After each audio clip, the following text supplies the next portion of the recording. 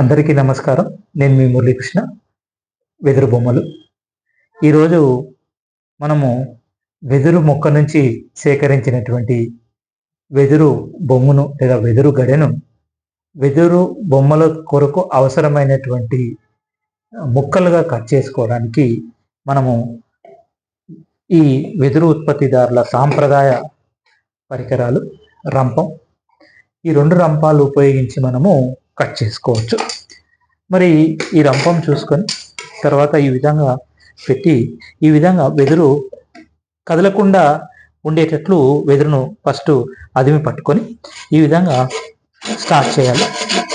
వెదురు కదలకుండా ఉంటే పని త్వరగా అవుతుంది.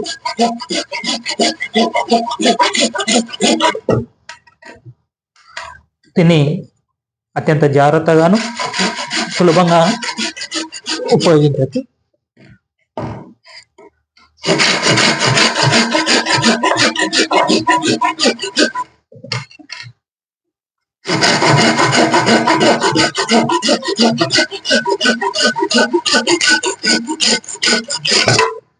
మనకు ఈ విధంగా వెదురు మనకు కావలసిన ముక్కలుగా అవుతుంది.